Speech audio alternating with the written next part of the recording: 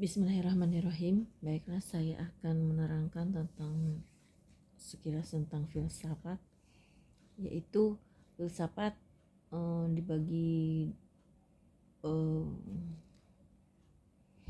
Bismillahirrahmanirrahim. Baiklah, saya akan mencoba menerangkan tentang filsafat menurut pendapat saya.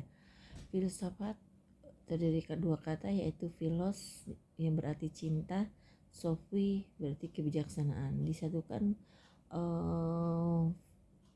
Philos dan filosofi itu ialah cinta kebijaksanaan. Itu bila dilihat dari Bismillahirrahmanirrahim. Baiklah, saya akan mencoba menerangkan tentang filsafat menurut pemikiran secara etik. Baiklah, saya akan mencoba menerangkan tentang filsafat. Filsafat secara etimologi terdiri dari dua kata, philos dan sophia. Philos terdiri dari cinta, sophia artinya kebijaksanaan.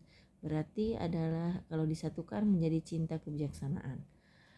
Filsafat secara istilah menurut saya adalah sebagai cara mode berpikir yang logis, bisa mudah diterima akal dan nalar.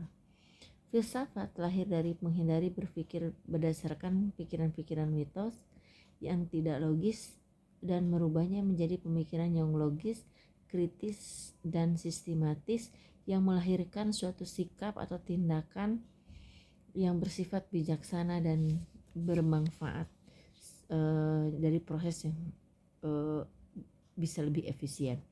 Modal berpikir filosofis adalah harus mempunyai pikiran yang terbuka, harus mempunyai rasa ingin tahu.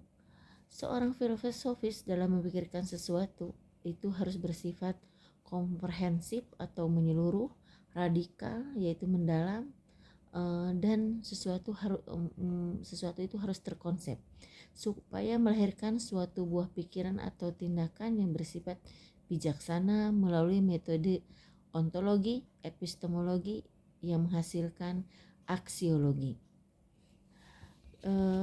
Filsafat akan melahirkan tindakan atau sikap yang bijaksana.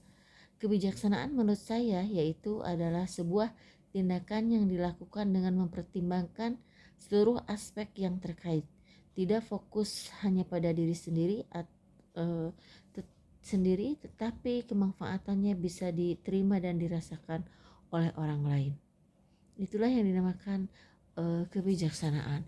Contoh-contoh sikap yang bijaksana yang dihadirkan oleh berpikir filsafat, saya akan mengambil suatu sampel, yaitu dengan menggunakan metode ontologi dan epistemologi dan aksiologi, yaitu contoh kasus misalnya si A pergi ke sebuah pusat perbelanjaan, dia melihat sebuah baju tergantung, baju itu bagus, dan dia ingin menentukan apakah ini boleh dibeli, mau dibeli atau tidak.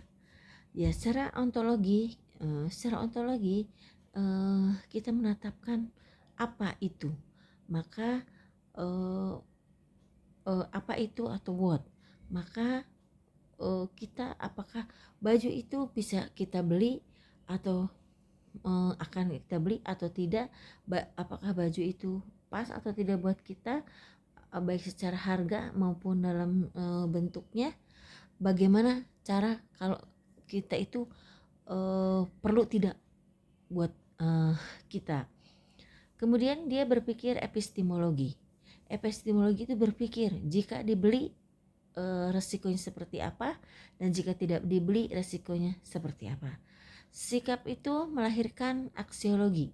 Akhirnya apa yang dia putuskan, baik jadi dibeli atau tidak dibeli, dipastikan itu hasil keputusan yang telah dipikirkan secara mendalam, kritis, dan rasional.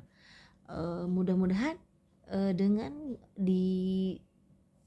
dipecahkan dengan sistem metode filsafat ini, insya Allah apa yang kita putuskan menghasilkan suatu keputusan yang bijaksana, tidak berdasarkan hawa nafsu.